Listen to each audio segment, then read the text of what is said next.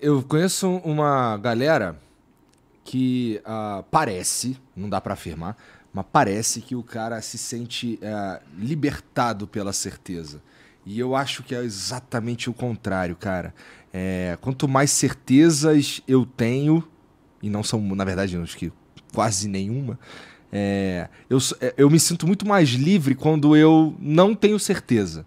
Porque Sei. eu me sinto aberto a ouvir o teu ponto de vista aí, o dele, o dele e o dele. E isso tem o potencial. Cheguei a essa conclusão, não sei nem como, mas isso tem o potencial de me tornar uma pessoa que é capaz de considerar mais possibilidades. Porque ter uma certeza sobre qualquer coisa, e aqui eu posso incluir até a fé religiosa, não consigo me sentir mais livre, sabe? Pelo contrário, eu me sinto mais preso. Porque, vamos lá, a partir daquele momento que eu tenho certeza de alguma coisa, eu vou lutar para defendê-la até o fim e tudo que vem, que é contrário, o que foge um pouco, já não serve para mim. Então, eu não acho essa posição muito inteligente do ponto de vista da evolução do raciocínio mesmo, humano, É, sabe? porque você não consegue experimentar, né? Cara, Experimentar, eu digo, a ação de uma ideia na sua cabeça. a possibilidade de que talvez aquilo ali não seja verdade. Ó, de vez em quando vem uns religiosos aqui, pastores, ou sei Ah, lá. é? Vem uns caras aqui. E aí sempre rola uma parada que não é tão na cara, talvez não seja nem a intenção deles, mas eu me sinto meio numa posição de, putz, cara, eu acho que esse cara tá tentando me converter.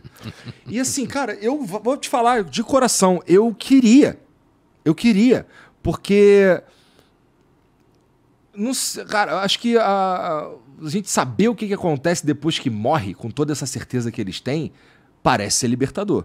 Só que, pô, pra mim, não é uma. Eu não consigo fazer isso de mentirinha, sabe? Sei. E eu consigo imaginar e eu consigo propor, inclusive, situações ou cenários que talvez aquilo ali não seja verdade, sabe? Eu consigo imaginar uma realidade que aquilo não é verdade. Só de imaginar essa realidade, eu acho que isso me impede de ser, por exemplo, um cristão de verdade, sabe? Ainda que exista a racionalidade, fala-se muito sobre isso no meio cristão hoje, da fé racional e tal. Sei. Mas eu não consigo atingir isso, porque toda vez eu consigo. Não é nem checkmate, mas pôr em xeque Sei. alguma coisa.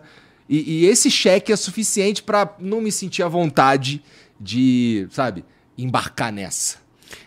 A religião, a fé, ainda que algumas pessoas tenham uma fé, um tipo de fé que pode encantar a vida, né? No sentido de pessoas que você vê que são movidas por uma fé gigantesca e escrevem livros maravilhosos e que até fazem bem quando você lê. Filósofos, certo? inclusive, né? Tem figuras assim. Agora, a fé, a religião em geral, ela é de alguma forma facilmente posta em xeque. Facilmente. Facilmente posta em xeque. O que não implica, necessariamente, que o fato de você pô-la em xeque no plano racional, que a pessoa vai perder a fé.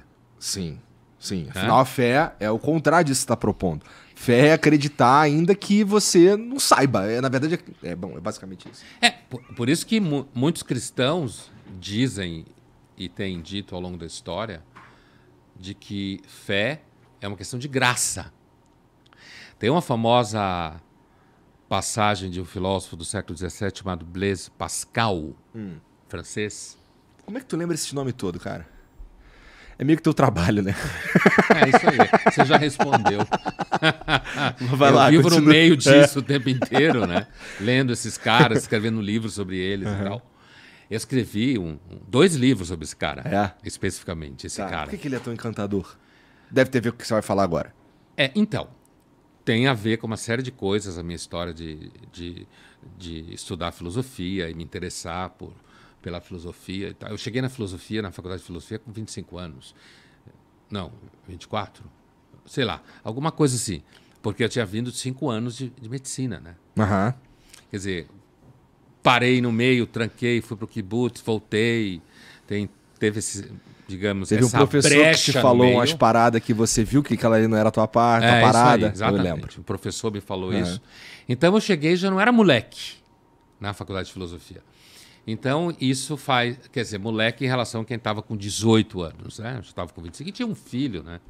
Era casado, isso muda, você é casado. Sou. Né? Tem Duas filhas, meninas, não é? Eu lembro das suas filhas. Então, assim, isso já muda um pouco a percepção da realidade, né? Com certeza, Né? profundamente. Profundamente. Então, assim, mas esse cara que era matemático também, teólogo, ele tem um famoso, ele escreve em fragmentos, né? Ninguém sabe se ele cortava, enfim, outra história. Mas chegou até nós fragmentos. E tem um fragmento que é o fragmento da famosa aposta pascaliana, que é uma coisa assim que, em certos ambientes, você pode escutar isso assim como o clímax da sofisticação. Puta, o cara conhece a aposta pascaliana. Tá. Né? Vou usar isso, então. Então Eu vou, fala com meus isso que óculos. vai pegar bem. Vou botar uns óculos, põe óculos e fala aposta isso. pascaliana. Mas você tem que lembrar o que é. Eu vou dizer agora Tá bom, o que tá é. bom. Né? Farei esforço. A aposta pascaliana, ele, Pascal, que era um cristão convicto, né? Ele imagina um sujeito que não acredita em Deus, o que a gente chamaria hoje de ateu, naquele contexto dele lá se chamava de libertino, né? E ele imagina esse cara e ele imagina tentando explicar para esse cara que em termos de probabilidade é melhor acreditar em Deus. Tá. Pascal é um dos fundadores do cálculo de probabilidades. Tá. Era De certa matemático. forma, eu concordo. Então, aí ele vai falar assim, veja bem, se você apostar que Deus não existe e você morrer e ele não existir, tá 0-0. Né? Mas se ele existir, tá fudido. Se você apostar que ele existe e ele existir, cara... Estourou. Investimento eterno na felicidade, seja lá o que for.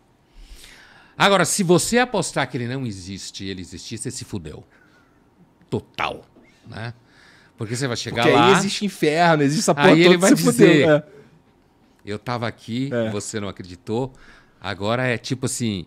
Você não quis investir seus aninhos de vida na Terra, na minha existência, agora você vai pagar a eternidade por isso. É um péssimo investimento o ateísmo, desse ponto de vista. Essa é a aposta pascaliana. É melhor apostar na existência de Deus. Só que ele lá... É interessante isso, porque esse conceito aí, essa linha, esse pensar aí, um idiota consegue chegar nessa conclusão também. Então. Eu sei por quê, porque a gente já discutiu isso aqui antes. Olha aí. Então, o Pascal ele era um matemático, filósofo, teólogo, criou uma máquina que é ancestral da máquina de calcular, do computador, porque o pai era coletor de impostos, para ajudar o pai na coleta de impostos. Mas a conversa que ele está imaginando com esse cara, normalmente se para nesse momento, em que ele diz que ele dá um tipo de checkmate, do ponto de vista de probabilidade, se você investir na existência de Deus e ele não existir, você morreu e acabou. Né?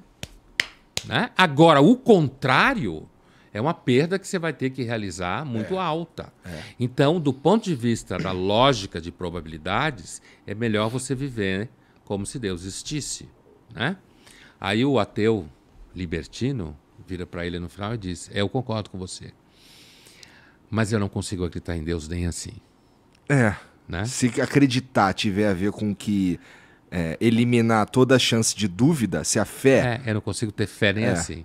Eu entendo que a lógica probabilística aponta para que é melhor investimento apostar na existência de Deus, mas eu não consigo ter fé.